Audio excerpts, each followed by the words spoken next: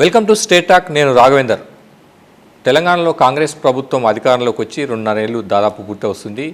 ప్రభుత్వంలో మిత్రపక్షంగా CPI party ఉంది. CPI party ప్రస్థానం ఎలా సాగుతుంది, ప్రభుత్వ పాలన ఎలా ఉంది, సిపిఐ రానున్న రోజులు ఏ విధంగా ముందుకు వెళ్ళబోతుంది, సిపిఐ గట్టిగా అంటే ప్రజల తరపున పోరాటం చేసే అవకాశాలు ఎలా ఉన్నాయి, రానున్న రోజుల్లో పార్టీ ప్రస్థానం ఏ విధంగా ఉండబోతుంది. మనతో మాట్లాడేందుకు ఫైర్ బ్రాండ్ సిపిఐ రాష్ట్ర కార్యదర్శి కూనమనేని సాంబశివరావు గారు. ఆయనతో మాట్లాడి మరిన్ని వివరాలు తెలుసుకునే ప్రయత్నం. సార్ నమస్తే. సార్, కాంగ్రెస్ ప్రభుత్వంలో మిత్రపక్షంగా ఉన్నారు, ఎన్నికల్లో కలిసి పోటీ చేసిన పరిస్థితి ఏంటి, పాలనను ఎలా అసెస్ చేస్తారు? దాదాపు 2.5 ఏళ్ళు పూర్తవుతుంది, మిత్రపక్షంగా ఉన్నారు. పాలన పైన పూర్తి స్థాయిలో సంతృప్తి ఉందా, అసంతృప్తి ఉందా, కనీసం పాస్ మార్కులైనా వేస్తారా? పాలనకు సంబంధించి గత ప్రభుత్వానికి ఇప్పుడు పోల్చుకుంటే డెఫినెట్గా అప్పుడు జరిగిన తప్పులు జరగకుండా ఉండటానికి ప్రయత్నం చేస్తున్నారు. కానీ ఇంకా పూర్తిగా దాని నుంచి ఆ షేడ్ నుంచి ఇంకా బయటపడ్డట్టుగా అనుకోవట్లేదు. ఇంకా బయటపడాలి, ముఖ్యమంత్రి గారు బాగా కష్టపడుతున్నాడు ఏదో చేయాలని. ఇంకా ఆ సమన్వయం అదంతా, ఎందుకంటే పాతవన్నీ అట్లే ఉన్నాయి కదా. పాత అప్పులు, విపరీతమైన అప్పులు ఆ రోజుల్లోనే దాదాపు 4.5 లక్షల కోట్ల అప్పులు, మళ్ళీ ఇప్పుడు 3 లక్షల కోట్లు, 8 లక్షల కోట్ల అప్పులతో ఎవరికి బిల్లులు కట్టే పరిస్థితి లేదు, విద్యార్థులకి ఫీజు రియంబర్స్మెంట్ కట్టే పని లేదు, చిన్న చిన్న కాంట్రాక్టులు ఇబ్బందులు ఉన్నాయి. అంతా కూడా డబ్బులేంది ఏది నడవదు. కానీ తెలంగాణ సంపన్నవంతమైన రాష్ట్రం, బాగా సంపత్తో కూడినటువంటి రాష్ట్రం. ఈరోజే మనం 13వ అవతరణ దినోత్సవం కూడా జరుపుకున్నాం. కానీ తెలంగాణ వస్తే ఏమేమి జీవితాలు బాగుపడతాయో, ఎలా ఉంటుందో అని ఆశించిన దానికి భిన్నంగా జరుగుతూ వస్తుంది. గత 10 ఏళ్ళు అలాగే జరిగింది. ఇప్పుడు 2.5 ఏళ్ళు వీళ్ళయింది. సగం దాని నుంచి సరి చేసుకోవడానికి వీళ్ళకి సరిపోతుంది. కొంతేమో వీళ్ళకి కూడా ఇంకా సరైనటువంటి అవగాహన లేదు.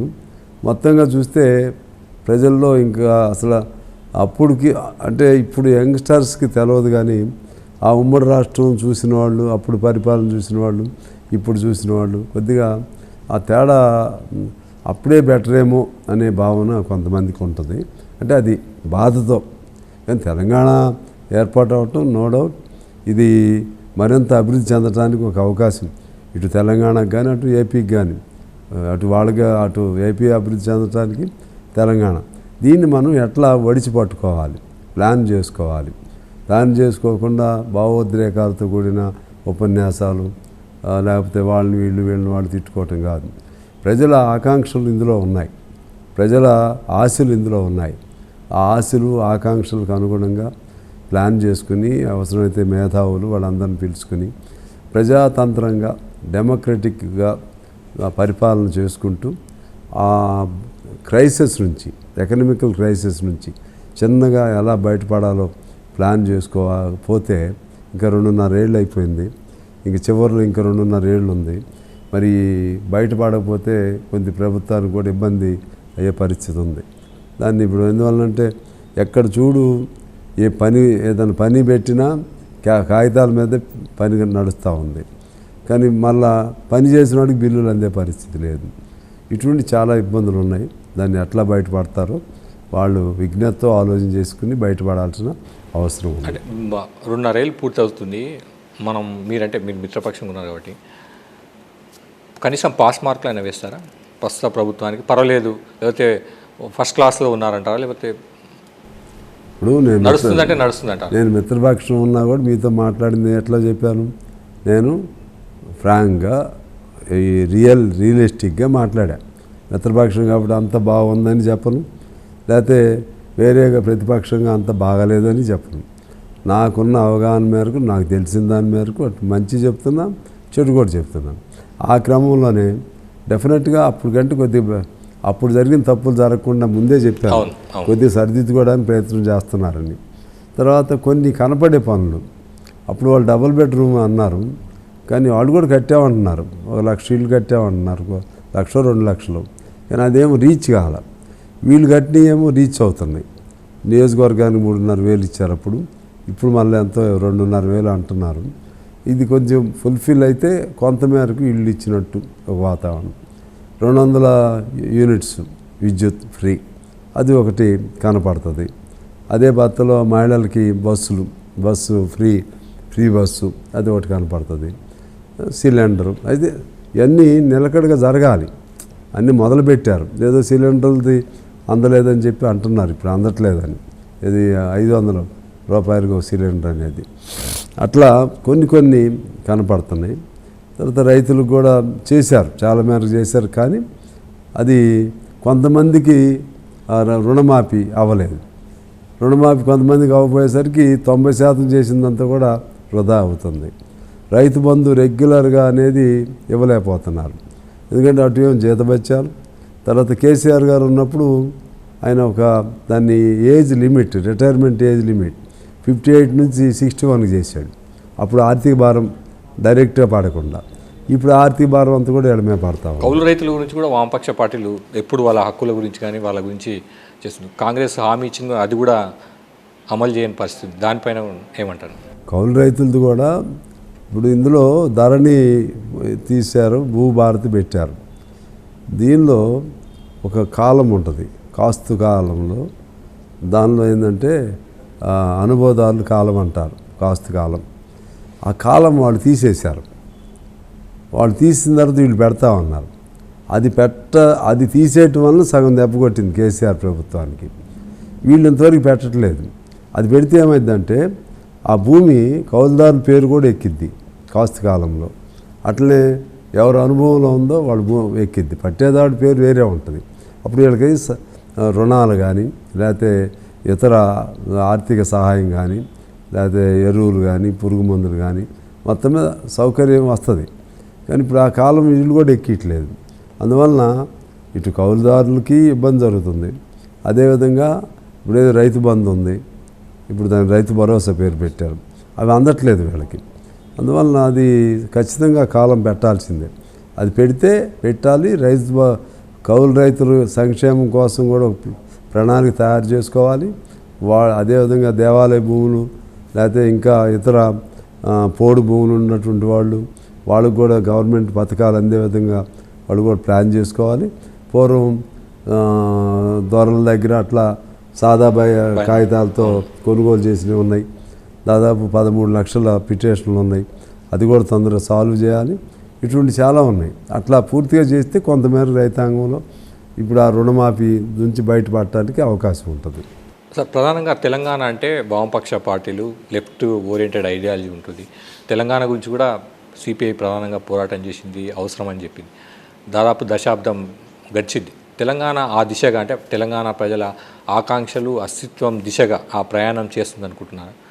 ఫుల్ఫిల్ అయ్యే దిశగా వెళ్తుంది, ఆ లక్ష్యం వైపు అడుగులు వేస్తుంది. అంటే ప్రత్యేక రాష్ట్ర ఆకాంక్ష దిశగా అడుగులు వేస్తుంది, ఆ ఆకాంక్ష నెరవేరేటట్లుగా. అప్పుడు బీఆర్ఎస్ అయినా ఇప్పుడు కాంగ్రెస్ అయినా ఓవరాల్గా మీరు ఎట్లా విశ్లేషిస్తారు? నేను ముందే చెప్పాను కదా, ప్రజల కోరికలు వేరు, అప్పుడు వీళ్ళు చెప్పిన మాటలు వేరు. నీళ్లు, నియామకాలు, నిధులు ఇటువంటి చాలా చెప్పారు. కానీ డైరెక్ట్గా దాని మీద ఫోకస్ పెట్టే లేదు. పాత గవర్నమెంట్లో కాళేశ్వరం ఒకదాన్ని పట్టుకున్నారు, అది పూర్తి కాలేదు. తర్వాత మధ్యలో చాలా ఇబ్బందులు వచ్చినాయి.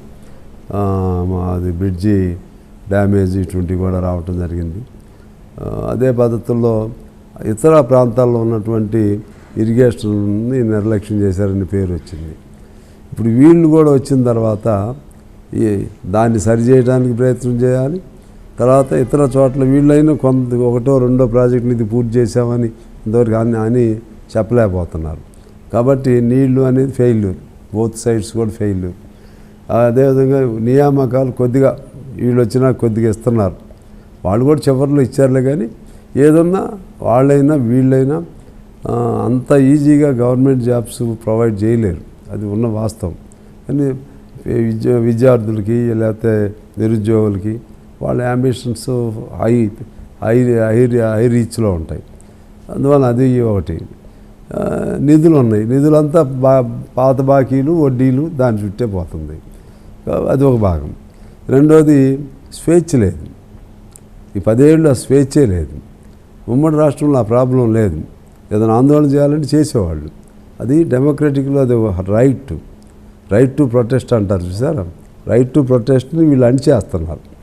అదే వీళ్ళు కూడా చేస్తున్నారు. ఇప్పుడు మొన్న మేము ఈ రైతు సమస్యల పైన ఈ పెట్రోల్ డీజిల్ దాని మీద ధర్నాలు చేస్తే కొత్త కొత్త కేసులు పెడుతున్నారంట వీళ్ళు కూడా. ఇప్పుడు ఇంకా తెలుసుకోవాలి నేను, వాళ్ళ ఇంట్లో ఉన్న తల్లి భార్య వాళ్ళ పేర్లతో సైతం కూడా రాసి కేసులు పెడుతున్నారంట. ఆశ్చర్యంగా ఉంది. అందువలన ఇది కాదు మనం తెలంగాణ.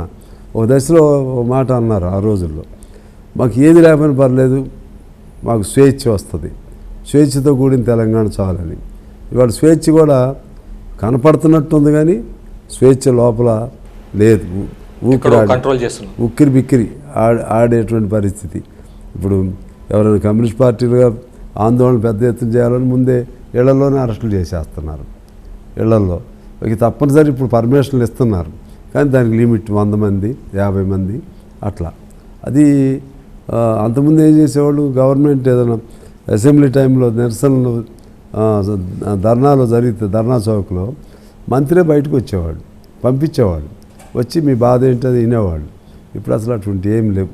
అందువలన మనం కోరినట్టుగా నిధులు లేవు, నీళ్లు లేవు, నియామకాలు లేవు, అలాగే స్వేచ్ఛ లేదు. ఇది ఉన్న వాస్తవం.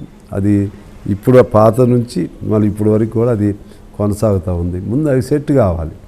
అది సెట్ కాకపోతే ఇప్పుడు త్యాగాలు ఇప్పుడు పిల్లలు సరిపోవటమే కాదు, అసలు ఈ తెలంగాణ త్యాగాలకు బీజం పడింది 1945 నుంచి బీజం పడింది. అసలు పోరాటాలు అప్పుడు 5,000 మంది చనిపోయారు. ఆనాడు దేశానికి స్వాతంత్రం 47 ఆగస్టు 15 వచ్చినా మనకు 48 సెప్టెంబర్ 17కి వచ్చింది. ఓ సంవత్సరం ఆలస్యంగా వచ్చింది. దాని వెనక అనేక మంది పోరాటాలు. ఇప్పుడు అందరం ఆ పేర్లో ఉపయోగిస్తాం. సాకల ఐలమ్మాన కమ్యూనిస్టు, వీరవంత, దొడ్డి కొమరయ్య కమ్యూనిస్టు, మొగ్దుం మొహిద్దీన్ కమ్యూనిస్టు, రావి నారాయణ రెడ్డి కమ్యూనిస్టు, అందరూ అప్పుడు కమ్యూనిస్టులు చేసిన త్యాగాలు. ఇప్పుడు కూడా ఈ తెలంగాణ సాధనలో కూడా మొన్న సోనియా గాంధీ గారు యూపీఏ చైర్పర్సన్ అవి ఏం చెప్పారంటే అన్ని పార్టీలు ఏకాభిప్రాయంతో ఉండాలన్నప్పుడు ఒక జాతీయ పార్టీగా సిపిఐగా మొదటి సంతకం పెట్టింది మేమే.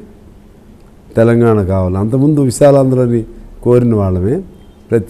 ఇక తప్పదు, విడిపోక తప్పదు, ఇక్కడ అసంతృప్తి ఉంటుంది, అభివృద్ధి జరగట్లేదని ఎవరిది వాళ్ళు పరిపాలన చేసుకుంటారు, అన్నదమ్ములు న్యాయబద్ధంగా విడిపోయినట్టు. కానీ దాంతో ఫస్ట్ మేము సంతకం పెట్టాం. అందుకని మాకు బెనిఫిట్ ఏం జరగలేదు పార్టీగా. కాబట్టి తెలంగాణ కన్నా జరగాలి, అది జరగట్లేదు. అక్కడ ఏపీకి జరుగుతున్నట్టుగా లేదు. అంటే ఓవరాల్గా అభివృద్ధి జరగట్లేదు అంటే జరుగుతుంది. ఓవరాల్గా ఎంతో కొంత ఎవడిల్లు ఆడు చక్కబెట్టుకోవడానికి కొంత జరుగుతూనే ఉంటుంది. బడ్జెట్లు కూడా 3-5 లక్షల కోట్ల బడ్జెట్లు అవుతున్నాయి. అంతా జరుగుతుంది. భారతదేశంలోని ఈ 2 రాష్ట్రాలు 1 or 2 ప్లేస్కి వచ్చే అవకాశం కూడా ఉంది. కానీ అన్నిటికంటే మించి ప్రజల్ని, మేధావుల్ని పరిగణలో తీసుకోవాలి. ఆ మేధావులు ఎవరైనా మాట్లాడితే ఏదో కేసులు పెట్టడం, ప్రొఫెసర్ నాగేశ్వరం ఉంది, అక్కడైనా ఇక్కడైనా కానీ భయభ్రాంతులకు గురి చేస్తున్నారు. అటువంటి చేయకూడదు. ఆ విధంగా చేస్తే మన ఇప్పుడు తెలంగాణ వరకు అడిగారు కాబట్టి తెలంగాణలో అటువంటిది రాకుండా ప్రజలకి ఒక విశ్వాసం, భరోసా, మాకు ప్రభుత్వం మాకు ఏదైనా ఇబ్బంది వస్తే మేము చెప్పవచ్చు, మాట్లాడవచ్చు అని అది ఉండాలి. తర్వాత ఇతర పరిపాలనాపరమైనటువంటి దానిపైన కూడా తరచూ రివ్యూలు చేసుకోవాలి. వాళ్ళు నిరంతరం మీటింగులు జరుపుతున్నారు ముఖ్యమంత్రి గారు వాళ్ళు, కానీ ఎక్కడో కనెక్ట్ కావట్లేదు. డిపార్ట్మెంట్ల వారీగా కూడా జరుపుకోవాలి రివ్యూలు. జరుపుకుని ఆయా డిపార్ట్మెంట్స్ని ఫైనాన్స్ ఖర్చు లేకుండా చేసే పనులు చాలా ఉన్నాయి, అవి పూర్తి చేసుకోవాలి. ఈ మధ్య అయితే మినిమం వేజ్తో ఒకటి మంచిది చేశారు గవర్నమెంట్. నేను చాలాసార్లు అసెంబ్లీలో మాట్లాడాను, వాళ్ళకి మినిమం వేజ్ అన్న అప్లై అయ్యేట్టు చేయండి అని. అది కొంత బెటరు. కొద్దిగా దానిలో క్యాలిక్యులేషన్స్ కొద్ది తప్పు ఉంటే మేము ముఖ్యమంత్రి గారు కలిసినప్పుడు చెప్తే దాన్ని సరిచేశారు. ఏదైనా పాత దానికంటే ఈ పెంచిన దానికంటే పాతది ఎక్కువ ఉంటే, పాతదే ఎక్కువ ఉంటుంది కొన్ని చోట్ల, దాన్ని 10% అంటే దీనికి పెంచారు. అంటే పాత దాన్ని కవర్ అయ్యేట్టుగా ఇక్కడ సపోజ్ ఇప్పుడు 100 రూపాయలు ఇచ్చారనుకోండి, వీళ్ళు ఇచ్చిన 100 కంటే ఆల్రెడీ 110 ఉన్నాయి అనుకోండి, అది 10% ఇప్పుడు పెంచారు వీళ్ళు. అట్లా కొద్దిగా చేశారు, అది ఒకటి. తర్వాత ఈ పంచాయతీ వర్కర్లు ఇటువంటిది కూడా నేను చాలాసార్లు ప్రస్తావన చేశాను. 2 నెలలు 3 నెలలు కూడా వాళ్ళంతా అవుట్ సోర్సింగ్ కాంట్రాక్ట్ వర్క్, జీతభత్యాలు ఇచ్చేవాళ్ళు కాదు. ఇప్పుడు అది కూడా ఇక పక్కాగా 1వ తారీఖు వచ్చేటికి ప్లాన్ చేస్తాం. కొన్ని జరుగుతున్నాయి, ఇవన్నీ జరుగుతున్నాయి. అందుకని ఇందాక పాస్ మార్కులా ఫెయిల్ మార్కులా అంటే ఖచ్చితంగా ఆ డిస్టింక్షన్ కాకపోయినా ఏ గవర్నమెంట్కి డిస్టింక్షన్ రాదండి, ఏ గవర్నమెంట్కి రాదు. నేను పక్కా చెప్తున్నా. నీకు 100కు 100% అవార్డు చేయలేరు. 100 హామీలు ఇస్తే 100 ఫుల్ఫిల్ చేయలేరు. ఉన్నదానిలో నీతిబద్ధంగా నిజాయితీగా ప్రజలకు అందుబాటులో ప్రజలకి వాళ్ళ భావాలను వ్యక్తీకరణ చేసే అవకాశం, వాడు చెప్పదలుచుకుంది చెప్పేది, వాళ్ళ బాధలు ఉంటే అడిగే అవకాశం, అది ఉంటూ మీరు ప్రయత్నం సిన్సియర్గా చేస్తూ ఉంటే ప్రజల విశ్వాసం అదే ఆ విధంగా పొందుతారు. అలా కాకపోతే మాత్రం ఆ తేడా ఉంటుంది. అందుకని కొంత పర్వాలేదు, ఇంకా డెవలప్ కావాలనేది మా అభిప్రాయం. సార్, అంటే ప్రస్తుతం ఉన్న పరిస్థితుల్లో సిపిఐ మిత్రపక్షంగా కొనసాగుతుందా, లేకపోతే కొంత పునరాలోచన చేసే అవకాశం ఉందా, పునఃసమీక్ష చేసే అవకాశం ఉందా? అంటే మీరు చెప్తున్నారు మేము పోరాటాలకు వెళ్తే కూడా కుటుంబ సభ్యుల పైన కేసులు పెట్టే పరిస్థితి, కొంత కంట్రోల్ చేసే పరిస్థితి, వాళ్ళకు వీళ్ళకు అటు ఇటుగా ఏం తేడా లేదన్న ఫీలింగ్ కానీ ఆ మెసేజ్ కానీ కనిపిస్తున్నట్టు కదా. స్వేచ్ఛ అనేదే ప్రధానం, వామపక్ష పార్టీలు ప్రధానంగా ఆ అంశాన్ని ప్రధానంగా ప్రస్తావిస్తుంది. ఈ పాయింట్లో మీరేమన్నా పునఃసమీక్షించే అవకాశం ఉందా, వాళ్ళతో కలిసి ముందుకు సాగే అంశం కానీ కలిసి ప్రయాణం చేసే అంశానికి సంబంధించి? అట్లేం లేదు, ఇప్పటివరకైతే మిత్రపక్షంగానే ఉన్నాం. ఇప్పుడు పునఃసమీక్ష చేసే అవసరం రాలేదు. ఆ ఎలక్షన్లు వచ్చినప్పుడు ఇంకా 2.5 ఏళ్ళు ఉంది కదా, అప్పుడు ఆలోచన చేస్తాం. దాదాపు ఇది కంటిన్యూ అయ్యిద్ది అనేది మా భావన. ఇది కంటిన్యూ అయ్యిద్ది. అయితే వాళ్ళు కూడా కమ్యూనిస్ట్ పార్టీగా స్నేహ పార్టీగా తగిన గౌరవం ఇవ్వాలి. స్నేహితుడిని నిలబెట్టుకోవటంలో మేము ఎలా స్నేహితులుగా చూస్తున్నాము, వాళ్ళు కూడా ఆ విధంగా ఉండాలి. అలా ఉండి ఆ సత్సంబంధాలు ఉంటే మేమేంటంటే ఇప్పుడు ప్రతిసారి అటు ఒక లైన్ ఇటు ఒక లైన్ అవసరం లేదు. కానీ అల్టిమేట్గా చివరిలో ప్రజల భావనలు ఎలా ఉన్నాయో అవి కూడా పరిగణలో తీసుకోవాల్సి వచ్చింది. ఇప్పుడు అడిగితే మేము మిత్రపక్షమే. ఇప్పుడు వేరే తెగదెంపులు చేసుకుంటామని కూడా నేను చెప్పను. కాకపోతే ఏంటంటే స్నేహం ఇంకా మరింత బలపడాలని మాత్రం మీరు బలపడాలని కోరుకుంటున్నారు. కానీ కాంగ్రెస్ వైపు నుంచి అటువంటి పరిస్థితి ఉన్నట్టు అనిపిస్తుందా, లేకపోతే వాళ్ళ ఆలోచన విధానాన్ని మీరు ఎట్లా చూస్తున్నారు? మాటల్లో బాగానే ఉంటుంది. మాటలైతే ముఖ్యమంత్రి గారు బాగానే ఉంటాడు, పిసిసి ప్రెసిడెంట్ గారు బాగానే ఉంటారు. కానీ ఎక్కడో లోపం ఉంది. మీరు లోపాన్ని మీరు సీనియర్ నాయకులు ఉమ్మడి ఆంధ్రప్రదేశ్లో రాజకీయాలు చూసారు, తెలంగాణలో కూడా చూస్తున్నారు. మీరు విశ్లేషించలేదా? అంటే ఎందుకు ఎక్కడ సమస్య ఉందని? ముఖ్యమంత్రి ఓకే, మెయిన్ డబ్బులు లేవండి వాళ్ళ దగ్గర.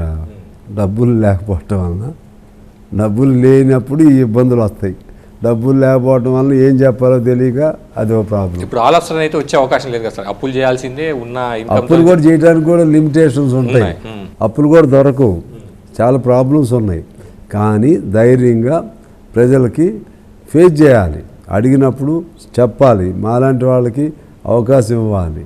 ప్రతిపక్షాల వాళ్ళని మాట్లాడాల్సిందే, దానికే చూడాలి. అక్కడే ధైర్యం. అది ఎట్లుంటుందంటే స్థితప్రజ్ఞత, నాయకుడికి మనోధైర్యం ఉండాలి, స్థితప్రజ్ఞత ఉండాలి. అప్పుడు ఒక ధైర్యం వస్తుంది ప్రజలకు కూడా. సరే మేము అంచనాలు వేయటాలు అవన్నీ కాదు, కానీ మేము బాగానే ఉన్నాం. కానీ ఇంకా ఎక్కడో లోపం, ఆ లోపాలను కూడా వాళ్ళు సరిదిద్దుకుంటే ఇంకా బాగుంటుంది అనేది మా స్నేహితుడిగా ఇచ్చే మంచి సలహా. అంటే ప్రజలకు సేవ చేయాలి, ప్రజల జీవితాల్లో మార్పు రావాలి, ప్రధానంగా తెలంగాణకు సంబంధించి మాట్లాడుతుంది సిపిఐ. కానీ 2014 నుంచి ప్రజలు మీ పట్ల సానుకూలంగా ఎందుకు చూడటం లేదు? పెద్ద సంఖ్యలో మిమ్మల్ని చట్టసభలకు పంపించే ప్రయత్నం ప్రజల వైపు నుంచి ఎందుకు రాలేదు? మిమ్మల్ని మీ విశ్వాసాన్ని ఎందుకు చూరగొనలేకపోతున్నారు ప్రజలు? 2014 కానీ 18 కానీ 2023 కానీ ఫలితాలు చూస్తే అంత సానుకూలంగా లేవు. ఎక్కడ లోపం ఉందని మీరు గ్రహించారు? దాన్ని సర్ది చెప్పుకునేందుకు, దాన్ని సరిచేసేందుకు ఎటువంటి ప్రయత్నాలు చేశారు? ఇప్పుడు మేము కమ్యూనిస్ట్ పార్టీగా ఒకే నిబద్ధతతో ఉంటాం. మారేదానికి అనుగుణంగా ఎటువంటి కొంతమంది ఏమంటారంటే చైతన్యం అంటారు. బాగా పార్టీలు మారటం కూడా చైతన్యం. అది అట్లా మేము పార్టీలు మారామనుకోండి, కమ్యూనిస్ట్ పార్టీ కూడా కొంచెం విధానాలు మార్చి వాళ్ళలాగా ఒకడే మతం అంటాడు, ఇంకోటి కులం అంటాడు, ఇంకోటి ప్రాంతం అంటాడు, ఇంకేదో రెచ్చగొడతాం. మేము అట్లా చెయ్యం. అట్లా చేయదలుచుకుంటే అధికారంలో ఎప్పుడో వచ్చేవాళ్ళం. కానీ మేము ప్రజల విశ్వాసం పొందలేకపోయామని కాదు, ఓట్లు పొందలేకపోతున్నాం. ఓట్లు పొందాలంటే చాలా ఉన్నాయి దాని వెనక. ఆర్థికంగా ఉండాలి, ఇంకా చాలా ఇబ్బందులు ఉంటాయి. తర్వాత ఇప్పుడున్న పరిస్థితుల్లో 2014 నుంచి ఎందుకు అంటున్నామంటే 2014 పూర్వం ఉమ్మడి రాష్ట్రం ఉండేది. ఆనాడు మా సహాయం వాళ్ళు తీసుకునేవాళ్ళు, వాళ్ళ సహాయం మాకు ఇచ్చేవాళ్ళు.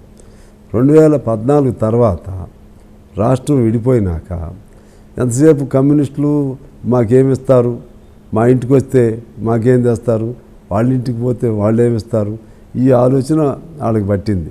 అది కాంగ్రెస్ అయినా టీడీపీ అయినా, టీడీపీ కాదు కాంగ్రెస్ అయినా టీఆర్ఎస్ అయినా వాళ్ళకి పట్టింది. అక్కడ కూడా టీడీపీ అంతే, టీడీపీతో కలవలేదు, అసలే కలవలేదు ఆంధ్రప్రదేశ్లో. ఇక్కడికి వచ్చేసరికి ఏమో అసలు ఆంధ్రప్రదేశ్లో ఎవరితో కూడా పొత్తు లేకుండా అయిపోయింది. ఏమిటంటే వీళ్ళు కమ్యూనిస్టులుగా మన వాయిస్ కావాలని కోరుకుంటున్నారు. తర్వాత ఏమో సీట్లు వచ్చేసరికి మన సీట్ ఎందుకు ఇవ్వాలనేది వస్తుంది. కానీ అక్కడే సంగతి నాకు తెలియదు. కానీ తెలంగాణలో మాత్రం కమ్యూనిస్టులు ఎటు ఉంటే వాళ్ళు గెలుస్తారు. కమ్యూనిస్టులు లేకపోతే ఇదేది నేను అహంభావంతోనూ అట్లా చెప్పటం కాదు, ఇక్కడున్న పునాది వేరు. తెలంగాణలో ఉన్నటువంటి కమ్యూనిస్ట్ పార్టీకి ఉన్నటువంటి నేపథ్యం వేరు, ప్రజలతో ఉన్న సంబంధాలు వేరు. అప్పుడు వాళ్ళు లేకపోయినా సరే వాళ్ళ కుటుంబాలు, లేకపోతే వాళ్ళ పిల్లలు, లేకపోతే పాత ఘటనలు, పాత చరిత్ర అంతా కూడా తిరుగుతూ ఉంటుంది. ఇవాళ తెలంగాణలో వచ్చిన ప్రతి ఎమోషన్కి మూల బిందువు ఆనాటి కమ్యూనిస్ట్ పార్టీ పోరాటాలు, ఆనాటి కమ్యూనిస్ట్ పార్టీ భావావేశాలు, ఆనాటి ఆ పాటలు, లేకపోతే ఇప్పుడు జానపద పాటలు వస్తున్నాయంటే ఇవన్నీ అప్పుడు దానియే.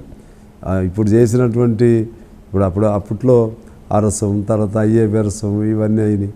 అట్లా అన్ని సంస్కృతి కానీ సాహిత్యం కానీ మొత్తం అక్కడి నుంచి మొదలైంది. అందువలన మాకు పట్ల జనానికి మా పట్ల వ్యతిరేకత ఉందని నేనేమి భావించను. కానీ భౌతిక పరిస్థితులు కలిసి రావట్లేదు. అట్లని మేమేమి అయిపోం, మేము ఉంటాం. 100 ఏళ్ళు మనం ఘనంగా చేసాం 1 లక్షల మందితో. వేరే వాళ్ళని చేయమని డబ్బులు ఖర్చు పెట్టకుండా ఖమ్మంలో దాదాపు లక్షలాది మంది వచ్చారు, 3-4 లక్షల మంది. మరి అది జనబలమే. ఎలక్షన్లు వచ్చేసరికి మాత్రం చాలా కారణాలు ఉంటాయి. అంటే చట్టసభల్లో ఉంటే ప్రజలకు మరింత సేవ చేసే అవకాశం, మీకు ప్రజల్లో మీ పట్ల ప్రేమ ఆప్యాయత ఉండొచ్చు, కానీ చట్టసభల్లో సిపిఐ పార్టీకి ప్రాతినిధ్యం కనుక పెరిగినట్లయితే, ఎక్కువగా ఉంటే, ప్రభుత్వం పైన మరింత పట్టు ఉంటే కనుక ప్రజల్లో మరింత సేవ చేసే అవకాశం ఉంటుంది కదా, ఎందుకు చేయలేకపోతున్నాం అనిపిస్తుంది? అవును, ఉంటుంది. అది కావాలనే కదా మేము ఇప్పుడు చట్టసభలను కూడా ఒక ఉద్యమ వేదికగా ఉపయోగించుకోవాలనేది కమ్యూనిస్టుల లక్ష్యం. కానీ ప్రాబ్లం ఏంటంటే ఎలక్షన్లో ఇప్పటికిప్పుడు సొంతంగా గెలిచే పరిస్థితి లేదు. మాకే కాదు, ఏ బూర్జువా పార్టీ కూడా సొంతంగా గెలవలేదు. కొన్ని సీట్లు గెలవగలుగుతారు. మీరు తీసుకోండి, యూపీఏ ఉంది, 17-18 పార్టీలు కలయిక. ఎన్డీఏ ఉంది, 21-22 పార్టీలు కలయిక. డైరెక్ట్ ఎన్డీఏలో లేకపోయినా సరే ఇక టీడీపీ లాంటి పార్టీలు, లేకపోతే ఇంకో పార్టీ ఇట్లా అందరితో వాళ్ళు ఎవ్వరు కూడా ఏదో గొప్పగా చెప్తూ ఉంటారు, కమ్యూనిస్టులు ఏముంది వీళ్ళ పని అయిపోయిందని. మేము అంటున్నాం అసలు వాళ్ళ పనే అయిపోయింది. వాళ్ళు ఒక పార్టీ వాళ్ళు కాదు, వాళ్ళ పార్టీ దెబ్బతినిపోతే ఇంకో పార్టీలోకి వెళ్ళిపోతున్నారు. ఇంకో పార్టీలోకి వెళ్ళిపోయి మంచిగా ఉన్న పార్టీలోకి వెళ్ళిపోయి అది వాళ్ళ పార్టీ అయిపోయింది అంటారు. మేమేమో నిజాయితీగా ఉన్నాం, ఒక నిలకడతో ఉంటాం. నిజాయితీగా ఉండేవాడు గొప్పాడా, నిలకడగా ఉండేవాడు గొప్పాడా, ఎటుపడితే మారేవాడు గొప్పాడా? సార్, మీరు యువకుడుగా సిపిఐలో ప్రస్థానం దాదాపు 3 దశాబ్దాల పైగా వామపక్ష రాజకీయాలు ఉన్నారు, సిద్ధాంతానికి కట్టుబడి ఉన్నారు, మంచి అయినా చెడైనా ఫేస్ చేస్తూ వస్తున్నారు. పార్టీ నిర్ణయాలు ఎందుకు తేడా ఉంటాయి అంటే 2014 తర్వాత చూస్తే కొంతసేపు బీఆర్ఎస్తో మిత్రపక్షంగా ఉప ఎన్నికల సమయంలో కానీ అట్లా, తర్వాత ఇప్పుడు కాంగ్రెస్లో, అది పార్టీ ఇంటిగ్రిటీని కానీ పార్టీ ఇమేజ్ని కానీ దెబ్బతీయదా, ప్రజల్లో పలచన చేసే అవకాశం లేదా? పార్టీ ఇంటిగ్రిటీ అంటే పార్టీలు మారితే ఇంటిగ్రిటీ పోయింది. పార్టీ మారితే అంటే ఒక పార్టీలు ఉన్నప్పుడు అవతల పార్టీని తిడతారు, ఈ పార్టీలో ఉన్నప్పుడు ఆ పార్టీని తిడతారు, దానివల్ల ప్రజల్లో కొంత చులకనయ్యే అవకాశం లేదా? ఫర్ ఎగ్జాంపుల్ బీఆర్ఎస్తో ఉన్నప్పుడు కాంగ్రెస్ని తిడతారు అనుకుందాం, కాంగ్రెస్ ఉన్నప్పుడు బీఆర్ఎస్ని అంటారు, దీనివల్ల ప్రజల్లో ఎంతవరకు మీ ఇమేజ్ పెరుగుతుంది? మేము అట్లేం అనము. ఒకటి. రెండోది, మేమే కాదు, మేమేంటి కమ్యూనిస్ట్ పార్టీగా ఎలక్షన్లు వచ్చినప్పుడు ఎలక్ట్రల్ అలయన్సెస్ ఎవరికైనా ఉంటాయి, మాకనేది ఏముంది? మిగిలిన వాళ్ళు మాత్రం అంతే ఉన్నారు కదా. మిగిలిన వాళ్ళు కూడా ఇప్పుడు నీకు బీజేపీ తీసుకో అంటే వాళ్ళకి మాకు పోలికని కాదు. బెంగాల్ సీఎం ఉన్నాడు, తృణమూల్ కాంగ్రెస్లో ఉన్నప్పుడు ఆయన మీద కేసులు పెట్టాడు. అదేది మన లాటరీ ఇష్యూస్ అటువంటి సువేంద్ర దీని మీద.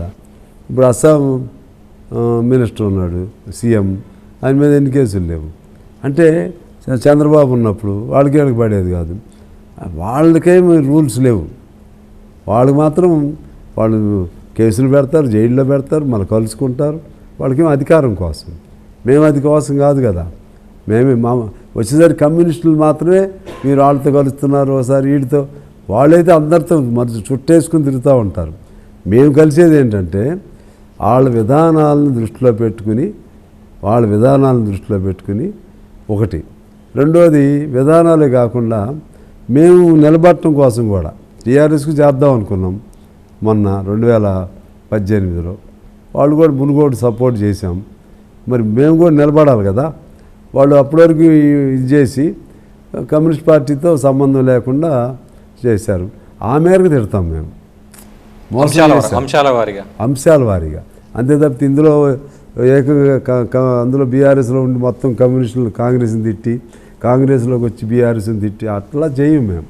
ఏ అంశం ఉందో ఆ అంశం మేరకు. ఇప్పుడు కాంగ్రెస్లో ఉన్నాము, కాంగ్రెస్ సపోర్టు అయినా అంశాల వారికి తిట్టం. కాకపోతే ఇది తప్పు అని అంటాం కదా. ఇప్పుడు బీఆర్ఎస్ని ఎందుకు అంటున్నాం మేము? ఇప్పుడు అధికారం లేదుగా. గతంలో చేసిన అప్పులు కానీ ఇబ్బందులు అవి చెప్తాం కదా. అది అడిగి చెప్పాము. వీళ్ళు కూడా దాన్ని సెట్ చేసుకోవట్లేదని చెప్పట్లేదా? మేము ఎప్పుడు రేషనల్గా హేతుబద్ధంగానే మాట్లాడతాం. ఊరికి రాజకీయం కోసం మాట్లాడాల్సిన అవసరం లేదు. అదేవిధంగా సీట్ల కోసం దిగ్గజారిపోయి అటు ఇటు పోవాల్సిన అవసరం కూడా లేదు. కానీ పొందికలను బట్టి ఇందాక అన్నారు కదా, చట్టసభల్లో ఉంటే బలం ఉంటుంది కదా, వాయిస్ ఉంటుంది కదా. చట్టసభల్లో ప్రవేశం కోసం లేకపోతే చట్టసభల్లో స్థానాలు పెంచుకోవడం కోసం ప్రయత్నం చేయడం తప్పులేదు. అధికార పార్టీలేమో అసలే వాళ్ళు ఇప్పుడు ఇవాళ ఒంటరిగా నేను ఛాలెంజ్ చేస్తున్నా. ఈ రాష్ట్రంలో కానీ ఈ దేశంలో కానీ ఏ పార్టీనైనా ఒంటరిగా చేయమనండి. మొన్న విజయ పార్టీ ఒకటి చేశారు, విజయ్ ఒకటి. అయినా ఇప్పుడు ఇంకోళ్ళు అవసరం తీసుకున్నారుగా, చివరిలో అవసరం తీసుకోవాల్సి వచ్చిందిగా. డిఎంకే ఉంది, డిఎంకే మేము సిపిఎం అందరం కలిపే కదా. ఏఐడిఎంకే వాళ్ళు బీజేపీ వాళ్ళు కలిసి ఉన్నారు కదా. మీరు ఎక్కడైనా తీసుకోండి, ఇది ఆ విధంగా ఉంటుంది. అందువలన మంచి రోజుల కోసం చూస్తాం. మాకేం నిరుత్సాహం లేదు, నిరాశ లేదు. ఖచ్చితంగా కమ్యూనిస్టులు లేనిదే ఈ కాలంలో ఇంకా కమ్యూనిస్టుల అవసరం మరింత ఎక్కువైంది. ఇప్పుడు ఎందుకంటే మొత్తం విధానాలు మారిపోతున్నాయి. అటు ఫాసిస్ట్ పోకళ్ళు వస్తున్నాయి, మతపరమైన పోకళ్ళు వస్తున్నాయి. మరోవైపు ఆర్థికంగా అంతరాలు పెరుగుతున్నాయి. ఉద్యోగాలు లేవు, పర్మనెంట్ ఉద్యోగాలు లేవు. అంతా కూడా అవుట్సోర్సింగ్ పేరుతో తక్కువ జీతాలు ఇచ్చి శ్రమ దోపిడీ జరుగుతుంది. అదేవిధంగా రైతాంగానికి ఇబ్బందులు జరుగుతున్నాయి. ఏం మార్పు లేదు, అందరు ప్రభుత్వాలు మారుతున్నాయి. అందువలన మేము చేసే పోరాటాలకి మరింత అవసరం. మేము కూడా మా పోరాటాల స్పీడ్ కూడా తగ్గింది ఉన్న వాస్తవం. దానికి మిలిటెన్సీ జోడించి మేము కూడా పోరాటాలు చేయాల్సిన అవసరం ఉంది. ఇవాళ జనం ఏమన్నారు, మీరు ఎట్టిపోయారు, కమ్యూనిస్టులు ఎట్టిపోయారు అంటున్నారు. అంటే ఏదైనా జరిగిందనుకోండి, అరే మీరు ఉండాలి కదా కమ్యూనిస్టులు. జనమే కాదు, అలసిపోయారు, చేసి అలసిపోయారు. జనమే కాదు, మమ్మల్ని తిట్టేవాళ్ళు కూడా కమ్యూనిస్టులు ఎక్కడ ఉన్నారు అంటున్నారు. వీడప్పుడే మీదేముంది అంటారు. మళ్ళీ ఏదైనా ఇబ్బంది వస్తే కమ్యూనిస్టులు ఎక్కడ ఉన్నారు, కమ్యూనిస్టులు ఉండాలి కదా అని మళ్ళీ అంటారు. మేమేం అలసిపోవాలా, అది చేస్తూనే ఉన్నాం.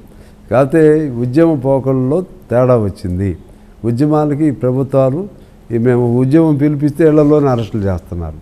ఆ ప్రజాతంత్రంగా నిరసన హక్కును కూడా వాళ్ళు గౌరవించట్లా. అందుకని దానికి అనుగుణంగానే మళ్ళీ మేము కూడా మార్చుకుని ఉద్యమాన్ని మరింత స్పీడ్ చేయాల్సిన అవసరం ఉంది, చేస్తాం. మిలిటెన్సీ పోరాటం ఇటీవలే బీఆర్ఎస్ మాజీ ఎమ్మెల్యే కూడా అటువంటి కామెంట్ చేస్తే ప్రభుత్వం కేసు నమోదు చేసిన అంటే ఎట్లా విశ్లేషిస్తారు? మిలిటెంట్ పోరాటం అంటే ఎట్లా, అంటే మీరు చెప్పే మిలిటెంట్ పోరాటం ఏంటి, దాన్ని ఎట్లా విశ్లేషిస్తారు? ఇప్పుడు అది మిలిటెన్సీ అంటారు దాన్ని. అదేమో కొంచెం అనార్కిజం అంటారు. దాన్ని తగలబెట్టండి, దీన్ని తగలబెట్టండి. అది కాదు. కమ్యూనిస్టులు ఎప్పుడు మిలిటెంట్ పోరాటం చేయటం అంటే ఏదైనా ఒక సమస్య తీసుకుంటే అది పరిష్కారం అయ్యే వరకు పోరాటం, అవసరమైతే జైలుకి వెళ్తాం, మమ్మల్ని మేము శిక్షించుకుంటాం. మేము ఇంకో దాన్ని పగలగొట్టి అట్లా కాదు. కాకపోతే రాస్తారోకోలో లేదా ఇంకోటి అట్లా. మిలిటెన్సీ అంటే తీవ్రతరంగా జనాన్ని ఎక్కువ పోగేస్తాం, నామినల్గా చేయకుండా చేస్తాం. నేను అంతకుముందు బయ్యారం ఉక్కు దాని పేరు బయ్యారం ఐరన్ ఓర్ కుంభకోణం మీద ఆ రోజుల అసెంబ్లీ నేనే దాన్ని ప్రస్తావన చేశాను. ఆ సందర్భంగా 1,00,000 మందితో దిగ్బంధనం చేశాం. అది మిలిటెంట్ పోరాటం. ఇంకా అట్లా ఒక్కో అంశం పైన 1,00,000 మందిని 1,000 మందిని కదిలిస్తాం. అటువంటి ప్రజల్ని ఎక్కువ కదిలించడం ద్వారా దానికి మిలిటెంట్ ప్రోగ్రామ్గా పేరు పెట్టుకోవాలి. అంతేగాని 10 మంది వెళ్ళిపోయి అది పగలగొట్టి దాన్ని తగలబెడతాం, ఇది చేస్తాం. అటువంటి అది నిలబడి కూడా నిలబడు. వాళ్ళు కేసీఆర్ గారిని అడిగినా చెప్తాడు ఆయన. ఇప్పుడు కామెంట్ చేసిన ఆయన కేసీఆర్ గారు అన్నేళ్ల ఉద్యమంలో హింసకు తావు లేకుండా చేశాడు. అందువలన అది సస్టైన్ అయింది తెలంగాణ సాధించుకోవడంలో. అందువలన ఆయన లీడర్ అయ్యాడు. ఆనాడు గాంధీజీ కూడా హింసకు తావు లేకుండా చేశాడు. మేము కమ్యూనిస్టులుగా హింస అని అనం, కానీ మా ఘటనకు ప్రతిఘటన అట్లా ఒక్కోసారి జరుగుతాయి. అందుకని మేముగా తప్పు చేయం. పోలీసులు వచ్చి మమ్మల్ని అరాచకంగా లాఠీ చార్జ్ చేసినప్పుడు ఎదుర్కొంటాం. మేము కొట్టకపోయినా నిలబడి దాన్ని ఫేస్ చేస్తాం. అదే మిలిటెన్సీ. దశాబ్దాలుగా రాజకీయాలు అంత దగ్గరగా చూస్తున్నారు. మీ తర్వాత వచ్చిన పార్టీలు, ప్రాంతీయ పార్టీలు అనుకున్నా కూడా విజయ్ పార్టీ కానివ్వండి, ఆమ్ ఆద్మీ అరవింద్ కేజ్రీవాల్ పార్టీ, ఆ పార్టీలు వస్తున్నాయి, అధికారంలోకి వస్తున్నాయి సొంతంగా, లేకపోతే మిత్రపక్షాల బలంతో ప్రభుత్వాలు ఏర్పాటు చేసిన పరిస్థితి. మీరు ఎందుకు దాని దగ్గరగా, అంటే ప్రభుత్వం ఏర్పాటు చేసే దాని దగ్గరగా ఎందుకు వెళ్ళలేని పరిస్థితి? అవి కొత్తగా వచ్చినప్పుడు ఉంటాయి. మేము కూడా మరి కొన్ని సంవత్సరాల పాటు కాంగ్రెస్ వర్సెస్ కమ్యూనిస్ట్ పార్టీ, అలాగే 3 రాష్ట్రాల్లో కమ్యూనిస్టులు పరిపాలనలోకి వచ్చారు. అట్లా కొన్ని దేశాల్లో ఇప్పుడు కూడా కమ్యూనిస్టులు అధికారంలోకి ఉన్నారు. ప్రపంచంలో 300 కోట్లు 800 కోట్లలో 300 కోట్ల మంది కమ్యూనిస్ట్ పార్టీ గాను లెఫ్ట్ గాను ఉన్నారు. మన భారతదేశంలో కూడా కోట్ల మంది కమ్యూనిస్ట్ అభిమానులు ఉన్నారు ఇప్పుడు కూడా. అందువలన ఇందాక చెప్పినట్టుగా అధికారంలోకి రావాలంటే వచ్చిన ప్రతి కొత్త పార్టీకి అటువంటి ఛాన్స్ ఏమి ఉండదు. మాకు కూడా ఏంటంటే ఇంకా దాని పొందికి ఎక్కడ ఆ కనెక్షన్ రావాలి ఒకటి. తర్వాత ఉన్నదానిలో గెలవటం కోసమేమో ఆర్థికంగా అన్ని బలాలు కూడా ఉండాలి. అది కొద్ది తేడా ఉంటుంది. అందువలన ఎత్తుగాళ్ళలో మంచి స్నేహితులు కావాలి. మాకు కూడా స్నేహితులు లేకుండా ఒంటరిగా ప్రజాస్వామ్యంలో ఇందాక నేను చెప్పినట్టుగా ఎవరి వల్ల కావట్లేదు. మాకు కూడా మంచి పూర్వం ఎన్టీ రామారావు గారు ఉండేవాడు, రాజశేఖర రెడ్డి గారు, చంద్రబాబు గారు, వాళ్ళు ఏంటంటే పొత్తు పెట్టుకుని గౌరవంగా మాకు 15 సీట్లు 18 సీట్లు అట్లా ఇచ్చేవాడు. అట్లా మనం పొందిక అదేమనంటే ఎవరో ఒకళ్ళిద్దరు అడుగుతారు, ఇచ్చేవాళ్ళు అంటే వాళ్ళు ఇస్తే మీరు పుచ్చుకునేవాళ్ళు అని చెప్పి మేము మిగిలినవన్నీ మేము వాళ్ళకి ఇస్తున్నాం. ఓ స్నేహం ఉందనుకో, ఓ 10 ఇట్లో మాకు ఇచ్చారనుకోండి, మిగిలినవన్నీ మేము వాళ్ళకి ఇస్తున్నట్టే కదా, మా ఓట్లు ఇస్తున్నట్టే కదా. ఒకడు ఇచ్చి పుచ్చుకోవడం అని కాదు. పెద్ద పార్టీ కాబట్టి వాళ్ళ అంగీకారం ఉండాలి. దాంతో అన్నిటికీ వక్రమైనటువంటి వ్యాఖ్యానాలు చేస్తారు కొంతమంది. ఒక కమ్యూనిస్టుల మీదే వ్యాఖ్యానాలు. వాళ్ళు ఎన్ని చేసినా అధికార పార్టీలు దాన్ని ఏం తప్పు పట్టరు. మీరు వాళ్ళతో అంటగాగుతున్నారని ఒకళ్ళు అంటారు, వాళ్ళు మాతో అంటగాగుతున్నారని మేము అనొచ్చు కదా. ఇట్లా ఉంటుంది. అందువలన వాళ్ళ పార్టీలు రావచ్చు, కానీ మేము సస్టైన్గా ఉంటాం.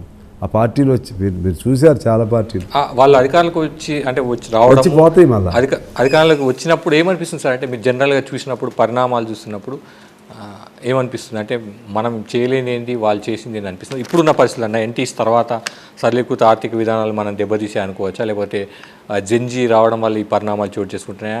ప్రస్తుత పరిస్థితులకు మనం అడాప్ట్ కాలేకపోయామనిపిస్తుందా? ఏమనిపిస్తుంది సార్? అంటే కొత్తది సహజంగా కొత్త వైపు మొగ్గుతారు. ఇప్పుడు తమిళనాడులో ఉంది, ఎవరు అన్ఎక్స్పెక్టెడ్గా విజయ్ రైజ్ అయ్యాడు. దానిలో ఏదో కొత్తది ద్రవిడ్ ఐడియాలజీ పట్ల విరక్తి వచ్చింది. అట్లే కమ్యూనిస్ట్ పార్టీని మంచివాళ్ళు అంటారు, కానీ కమ్యూనిస్ట్ పార్టీ ఐడియాలజీ ఇప్పుడు పూర్తిగా ఎక్కే విధంగా మేము కూడా చేయలేకపోతున్నాం. అందువలన ఇప్పుడు మన ఆప్ పార్టీ, ఆమ్ ఆద్మీ పార్టీ, అది ఒక స్లోగన్తో అది బయటకు వచ్చింది. ఎన్టీ రామారావు గారు ఒక స్లోగన్తో బయటకు వచ్చాడు. అప్పుడు తెలుగువారి ఆత్మగౌరవం. ప్రతి ప్రాంతీయ పార్టీ ఒక స్లోగన్తో వస్తుంది. ప్రాంతీయ పార్టీలు సహజంగా ఇమీడియట్గా అట్రాక్ట్ చేసుకుంటాయి. జాతీయ పార్టీలు ఏమో అంత తొందరగా అట్రాక్ట్ చేసుకోలేము. అందువల్ల టైం పడుతుంది. వాళ్ళు కూడా నిలబడితే సంతోషమే, కానీ నిలబడలేకపోతున్నాయి. చాలా పార్టీలు వస్తున్నాయి, పోతున్నాయి. మేమేమో పూర్తిగా అధికారం రాకపోయినా మేము పోవట్లేదు, మేము ఉంటాం అలాగే 100 ఏళ్ళు అయింది ఉంటాం. ఉండి దాన్ని ఇంకెట్లా స్ట్రెంథన్ చేసుకోవాలి, ఇంకెంత బలపడాలనేది మేము కూడా ప్రయత్నం చేయాలి. ఇప్పుడు మా దగ్గర ఉంది, కొత్తగూడెం ఉంది, కొన్ని ప్రాంతాలను బట్టి ఉంటుంది. అక్కడ బలాన్ని నిలబెట్టుకుంటూ వస్తున్నాం ఒంటరిగానే, ఇంకొన్ని ప్రాంతాల్లో నిలబెట్టుకుంటూ వస్తున్నాం. కొన్ని ఇతర దేశాల్లో కూడా కమ్యూనిస్టులు గెలుస్తున్నారు మేయర్లుగా, అట్లా సెకండ్ ప్లేస్లో ఉన్నారు చాలా చోట్ల. అంటే ఐడియాలజీ పట్ల ప్రజల్లో ఏం వ్యతిరేకత ఉండదు. దాన్ని ఎట్లా మనం మౌల్డ్ చేసుకుంటాం మన దేశ పరిస్థితులకు అనుగుణంగా, మన సమాజ పరిస్థితులకు అనుగుణంగా, మన సంస్కృతికి అనుగుణంగా. ఎక్కడో కనెక్షన్ మాది కూడా ఆ కనెక్షన్ను డిస్కనెక్ట్ అవుతుంది, దాన్ని కవర్ చేసుకోవాలి. భవిష్యత్తులో ఇప్పటికిప్పుడు అన్నీ మేము వచ్చేస్తాం అధికారం అని కాదు, కానీ ముందు while continuing, while sustaining like this, how to get improvement అనేది seriously we have to think over that. అది మేము చేయాలి. దేశంలో మావోయిజం దాదాపుగా కనుమరుగయ్యే పరిస్థితి, అందరూ కూడా జనజీవన స్రవంతిలోకి వస్తున్నారు. వాళ్ళు కూడా తీవ్రంగా పోరాటం చేస్తామని వెళ్ళారు, వెనక్కి వచ్చిన పరిస్థితి కేంద్ర రాష్ట్ర ప్రభుత్వం. కమ్యూనిస్టుల పరిస్థితి కూడా కనుమరుగే పరిస్థితి ఉందా పూర్తిగా? అంటే ఉన్నాము కానీ పూర్తిగా ఏం చేయలేని పరిస్థితికి వెళ్ళే అవకాశం ఉంది, అట్లా విశ్లేషిస్తారు. అంటే కొత్త తరం వస్తుందా కమ్యూనిజం వైపు, కమ్యూనిస్టు పార్టీల వైపు కొత్త తరం వస్తుందా? దాదాపు 2-3 దశాబ్దాలు ఉన్న నేతలే కొనసాగుతున్న పరిస్థితి కనిపిస్తుంది. దీన్ని మీరు అంగీకరిస్తారు? కొత్త తరం వస్తుందా కమ్యూనిస్ట్ పార్టీల వైపు? రాకపోతే 100 ఏళ్ళు ఎట్లా ఉంటాం చెప్పు? రాకపోతే 100 ఏళ్ళు ఎట్లుంటాం? 100 ఏళ్ళు అంటే పాత తరం పోతుంటే కొత్త తరం వస్తానే ఉన్నారు. కాబట్టి కొత్త తరం రాకుండా అనే సమస్య లేదు. మిగిలిన పార్టీలు ఏదో వచ్చేసి వాళ్ళు నిలబడలేకపోతున్నారుగా. 2000 తర్వాత పరిణామాల్లో మీరు చూసినారా కొత్తగా యూత్ అంతా కూడా కమ్యూనిస్ట్ పార్టీ వైపు వస్తుందా, లేదా రెగ్యులర్ పార్టీల వైపు వెళ్ళి ఆసక్తి చూపుతున్నారు? సహజంగా అధికారంలో ఉంటే అటు పోతారు, ఏది అధికారంలో ఉంటే న్యాచురల్గా పోతారు. ఎప్పుడోసారి తిరుగుబాటు వస్తుంది, అప్పుడు మళ్ళీ యూత్ మళ్ళీ రియలైజేషన్తో వస్తారు. అట్లా తప్పితే యూత్కి కమ్యూనిస్టులు అంటే వ్యతిరేకత అని కానీ, అయితే వెనకట్లా కనెక్ట్ అవ్వట్లేదు మేము. ఇప్పుడు కూడా యూత్ ఎందులో ఉన్నారు చెప్పండి, ఏ పార్టీలో ఉన్నారు? ఇప్పుడు విజయ వైపు పోయారు, అక్కడ పవన్ కళ్యాణ్ వైపు కొంత పోయారు, మళ్ళీ ఆగిపోయారు. అట్లా ఉంటుంది. యూత్కి ఒక పార్టీ వైపు నిలకడగా సస్టైన్డ్గా సపోర్ట్ ఎవరు, వాళ్ళకు అప్పటికప్పుడు ఆలోచనలు మారుతూ ఉంటాయి. మరి వాళ్ళు మాకేం జరిగిందని చూసి అట్లా. అయితే ఇక్కడ ఏంటంటే కమ్యూనిస్టు సిద్ధాంతం ఒక రకంగా ఉంటుంది, బూర్జువా పార్టీలో అదర్ రూలింగ్ పార్టీల సిద్ధాంతం ఒక రకంగా ఉంటుంది. వాళ్ళకేమో వాళ్ళు ఏమంటారు, చాలా గొప్పగా ఫీల్ అవుతారు. వాళ్ళు ఎందుకు గొప్పగా ఫీల్ అవుతారు? ఒక పార్టీలో ఉండరు వాళ్ళు, వాళ్ళకి తప్పు కూడా లేదు. ఇవాళ ఈ పార్టీలో ఉంటున్నాడు, రేపు ఇంకో పార్టీలో పోతున్నాడు, ఆ తర్వాత ఇంకో పార్టీలో పోతున్నాడు, లేకపోతే దీన్ని మూసేస్తున్నాడు. అధికారంలో ఉంటే ఉంటున్నారు, అధికారం లేకపోతే పోతున్నారు. అవన్నీ కూడా విద్యార్థులు కానీ యూత్కి కానీ అర్థమయ్యే రోజు రావాలి. ఇప్పుడు వాడు ఒకసారి స్వార్థంగా ఇంకో పార్టీ మారితే నాయకుడు, వాళ్ళు స్వార్థం కూడా ఉన్నట్లే. సిద్ధాంతపరంగా పార్టీలు మారేయటం అది వేరు, అట్లాగా జరగట్లేదు. వాడు స్వార్థంగా ఉన్నాడు. వాళ్ళ స్వార్థం ఇది, పార్టీలు మారే వాళ్ళని చెక్ పెట్టాలి. అదేవిధంగా అవకాశం కోసం పార్టీలు ఓదానమ్మంటే ఒకటి దాన్ని క్లోజ్ చేసుకుని ఇంకొక పార్టీ వెనకమాల పోవటం, ఇటువంటి మేము పొత్తు పెట్టుకుంటున్నాం. మేము మా కుర్చీల కోసం కాదు, కుర్చీల కోసం ఆటాడేవాళ్ళు ఉన్నారే వాళ్ళని జనం జాగ్రత్తగా చూడాలి. అప్పుడు యూత్లో ఏంటి ఎప్పుడు ఎమోషనల్గా ఉంటారు. ఆ ఎమోషన్స్ ఇక్కడ కనెక్ట్ అవ్వాలి, ఇటువంటి వాళ్ళని కంట్రోల్ చేయాలనే దగ్గర రావాలి. సార్, అంటే ప్రధానంగా సరళీకృత ఆర్థిక విధానాలు వచ్చిన తర్వాత, సాఫ్ట్వేరు ఇండస్ట్రియలైజేషన్ ఇవి బాగా పెరిగిన తర్వాత, ఈ కర్మాగారాలు యూనియన్లు వీటంతా ఐడెంటిటీ పోవడం వారి ఈ సమస్య వచ్చిందనుకోవచ్చా? అది కూడా కొంత ఉంటుంది. ఉద్యమాలకు తగ్గడానికి అది కూడా ఒక రీజన్. సాఫ్ట్వేరు, తర్వాత కార్పొరేట్ విద్య, ఇవన్నీ కూడా విద్యార్థులకి సంఘాలు, రాజకీయాలకు అవకాశం లేకపోవటం అన్నీ కూడా ఉన్నాయి. మారే పరిస్థితులకు అనుగుణంగా అవి మారుతున్నాయి. దానికి తగ్గట్టుకు మేము కూడా విధానాలు, ఎత్తుగాళ్ళు, వ్యూహాలు మేము కూడా మార్చుకోవాల్సిందే. మార్చుకుంటే ఇప్పుడు ఇందాక మావోయిస్టులు చెప్పారు, మావోయిస్టులది మేము కూడా ఒకప్పుడు అసలు ఉమ్మడి కమ్యూనిస్ట్ పార్టీ 52 వరకు పోరాటమే కదా, సాయుధ పోరాటం. సేమ్ దాని నుంచి చీలింది కదా ఈ పార్టీలన్నీ, సిపిఎం అయినా ఇంకోటైనా దాని నుంచి చీలి నక్సలైట్లు అయ్యారు 67, 64లో సిపిఎం, 67లో నక్సలైట్లు, 67లో నుంచి మళ్ళీ చాలా గ్రూపులు అయినాయి. అందువలన మేము ఎప్పటి నుంచో చెప్తున్నాం, అది ఆ పందా వదిలేసి అవసరం వచ్చినప్పుడు చేయొచ్చు. ఇప్పుడు అనవసరంగా వృధా త్యాగాలు అవుతున్నాయి, బలిదానాలు అవుతున్నాయి అని చెప్తున్నాం. అందుకని ఎప్పుడైనా మారాల్సింది. ఇప్పుడేదో వీళ్ళు వచ్చి కాకపోతే ఇది సమయం వచ్చింది. అప్పుడు కూడా ఒకసారి 5,000 మంది చచ్చిపోయారు కమ్యూనిస్టులు చివరి దశలో. అప్పుడు రీథింక్ చేసుకోవటం వచ్చింది. ఎందుకంటే ప్రభుత్వాలు రాజ్య బలం ముందు ఇది చాలదు. ప్రజల్లో నుంచి వచ్చిన విప్లవాలే సక్సెస్ అవుతాయి. ఎప్పటి వరకు సక్సెస్ అయింది? నిజాం పోయే వరకు ప్రజలంతా కమ్యూనిస్టులు వెనకే ఉన్నారు. ఆ తర్వాత కూడా మేము కంటిన్యూ చేసాం. ఇక స్వాతంత్రం వచ్చింది కదా, 48 సెప్టెంబర్ 17కి వెళ్ళిపోయాడు కదా అన్నాక జనంలో రిట్రీట్ అయింది, జనం రిట్రీట్ అయ్యారు. అట్లనే ఇప్పుడు మావోయిస్టులదైనా మేమైనా సరే సాయుధ పోరాటాల ద్వారా ఇప్పుడు మన దేశ పరిస్థితుల్లో కొనసాగదు. అదే అట్లని చెప్పి ఆ సిద్ధాంతం పోదు, సిద్ధాంతం పోయే సమస్య లేదు. సిద్ధాంతం ఎందుకు పోదంటున్నానంటే, ప్రజలు ఎప్పుడైనా వాడి బాధ ఉన్నప్పుడు వాడికి దెబ్బ తగిలింది అనుకోండి అమ్మ అంటాడు, ఇంకా కష్టం వచ్చిందనుకో ఇంకో రకంగా అంటాడు, కోపం వచ్చిందనుకో ఇంకో రకంగా స్పందిస్తాడు. మనిషిలో భావం, ఆలోచనలు ఇవి ఉన్నంతసేపు, కష్టాలు నష్టాలు ఉన్నంతసేపు వాడికి అన్యాయం జరిగిన మీద ఆ కోపం ఆగదు. కోపం వచ్చినప్పుడు దానికి మార్గం కావాలి. అన్యాయం చేసేవాడికి వ్యతిరేకంగా వాళ్ళని ప్రతిఘటించే విధంగా వాళ్ళని జమ చేసే వాళ్ళని కూడబెట్టేటువంటి ఆ శక్తి కమ్యూనిస్టులకు ఉంటుంది. అందువలన ప్రశ్నకి మరణం ఉండదు, ప్రశ్నించేవాడికి మరణం ఉండదు. సాంశయ రూపంలో లేకపోవచ్చు, కానీ ఈ ఆలోచన తరతరాలకు వస్తూనే ఉంటుంది. అందుకని కమ్యూనిస్టులు అయిపోయారు. ఎవడు చూడు వాడి భయం. ఇప్పుడు నరేంద్ర మోడీ ఉన్నాడు, ఎప్పుడు చూడు ప్రతి ఉపన్యాసంలో కమ్యూనిస్టుల గురించి చెప్తాడు. అమిత్ షా కమ్యూనిస్టుల గురించి చెప్తాడు. ట్రంప్ మన మదాని అనే అతను మన న్యూయార్క్ మేయర్, ఆయన కమ్యూనిస్టో కాదు కానీ కమ్యూనిస్ట్ వీడు కమ్యూనిస్ట్ అన్నాడు. అంటే ఏంటి? గట్టిగా ప్రజల తరపున నిలబడే వాళ్ళని వీళ్ళు కమ్యూనిస్ట్ అని వాళ్ళే అంటున్నారు. అందువలన ఆ భావం, ఆ యజం అది ఎక్కడికి పోదు.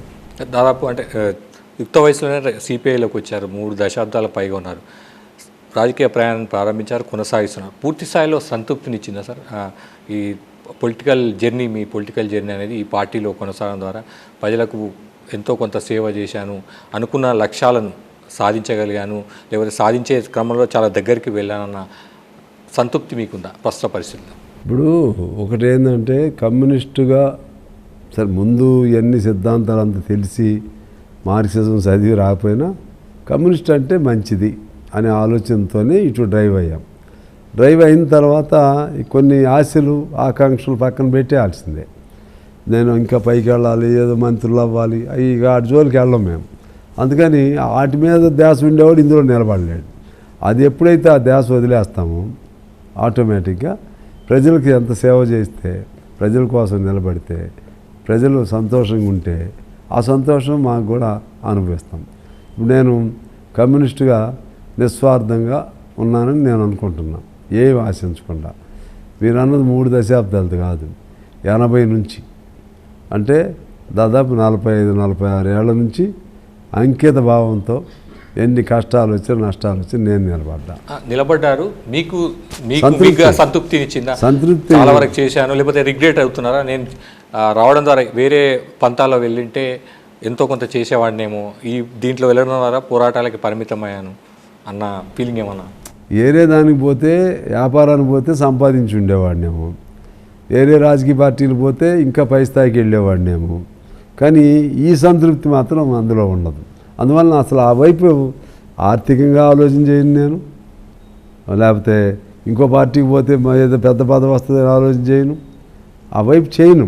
నేనే కాదు, ట్రూ కమ్యూనిస్ట్గా ఉండేవాడు ఎవరు కూడా చేయరు. అట్లా చేస్తే ఉండలేము కూడా. అందుకని మాకు ఇది సంతృప్తిగా ఉందని మేము మనస్ఫూర్తిగా భావిస్తాం. చివరిగా చెప్పండి, వచ్చే 20-25 ఏళ్ళలో లేకపోతే కనీసం 10-15 ఏళ్ళలో తెలంగాణ సిపిఐ పార్టీ పొజిషన్ ఏ విధంగా ఉండే అవకాశం ఉంది? ఎట్లా విశ్లేషిస్తారు? దాదాపు 15 ఏళ్ళు 20 ఏళ్ళు తీసుకోండి, ఈ పాయింట్ నుంచి ఈ రోజు నుంచి ఎట్లా ఉండే అవకాశం ఉంది?